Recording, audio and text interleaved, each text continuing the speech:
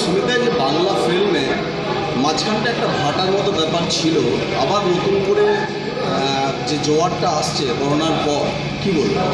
আসলে করোনার পর একটু এলোমেলো তো হয়ে গেছিলো, সমস্ত পৃথিবীটাই এলোমেলো হয়ে গেছে।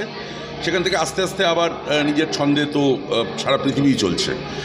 আর বাংলা সিনেমার ভাটাটা হয়ে গেছিলো, সত্যি কথা বলতে হঠাৎ বাংলা সিনেমার যারা তৈরি করেন, মানে ডিরেক্টর প্রডিউসার, তাদের হঠাৎ মনে হলো যে কমার্শিয়াল ছবি থেকে সরে যাওয়া উচিত, কমার্শিয়াল ছবি থেকে সরে গিয়ে একটু আর্ট ফিল্ম তৈরি করা উচিত। তো লোকে পয়সা দিয়ে টিকিট কেটে হলে যায় একটুখানি আনন্দ করতে, মজা করতে, একটু কমার্শিয়াল ছবি দেখতে, তাতে একটু নাচ গান থাকবে, একটু মজা থাকবে, মারামারি থাকবে, সুন্দর একটা গল্প থাকবে, প্রেম থাকবে, তাহলে আনন্দ করতে যায় আর কি। তো ওই একটা বস্তির একটা লোক সারাদিন খেটে বাড়ি ফেরে, তারপরে সংসারে অশান্তি, গরিব, তো এগুলো তো সংসারে চলছেই প্রত্যেকটা মানুষের, সেগুলো দেখতে কার ভালো লাগে?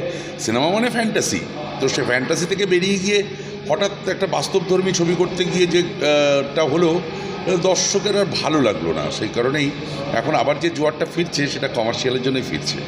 তো সেই কারণে কমার্শিয়াল ছবি জিন্দাবাদ, কমার্শিয়াল ছবি ফিরছে এবং বাংলা ছবি আবার আস্তে আস্তে ফিরছে। আর আরও একটা কারণ, আমাদের সিঙ্গেল স্ক্রিন বড্ড কমে গেছে পশ্চিমবাংলায়। একটু ভাবা উচিত যে একটু সিঙ্গেল স্ক্রিন আরও যদি 50-60টা তৈরি করা যায়। ম্যাক্সিমাম গ্রামেগঞ্জে সিঙ্গেল স্ক্রিন নেই, সেখানে ছবি দেখার সুযোগ নেই। আমি বিভিন্ন গ্রামে যাই, গ্রামে গিয়ে দেখেছি যে ছবি দেখার সুযোগটাই নেই, হলে গিয়ে সিনেমা দেখার সুযোগ নেই। আমরা বিভিন্ন জায়গায় ফাংশন করতে গিয়ে দেখেছি।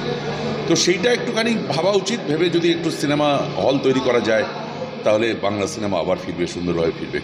মির্জাতে অভিনয় করেছে অল্প সময়, হ্যাঁ, ছোট্ট একটা পাঠ করেছে। হ্যাঁ, পাঠটা ছোট্ট হলো, কিন্তু মির্জা সিনেমার যে আমার মনে হয় বহু খরচের একটা সিনেমা, এবং এই ধরনের একেবারে হিন্দি বা হলিউড বা বলিউডে যেরকম হয়, টলিউডে সাফল্য ভালো আসছে, কী বলবেন?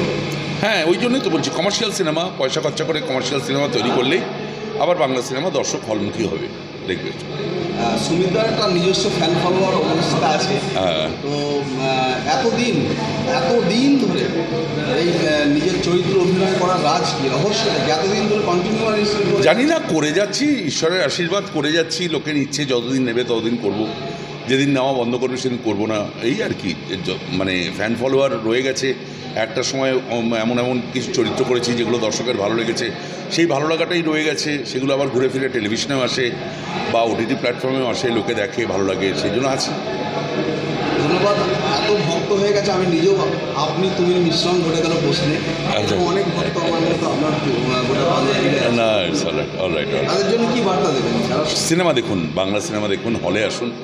জানি আপনাদের কাছাকাছি হয়তো হল নেই, তবু বাংলা সিনেমা দেখুন, বাংলা সিনেমাকে বাঁচিয়ে রাখুন। কারণ বাংলা সিনেমা বাংলার সংস্কৃতি, এই সংস্কৃতি বেঁচে থাকলে বাংলা সিনেমায় আগামী দিনে আরও অনেক সুন্দর সুন্দর সিনেমা তৈরি করতে পারবেন প্রডিউসাররা। আসলে প্রডিউসারদের তো একটু পয়সা খরচা করে ছবি করেন, তাদের পয়সাটা তো ফেরত পেতে হবে, এটাই আসল কথা।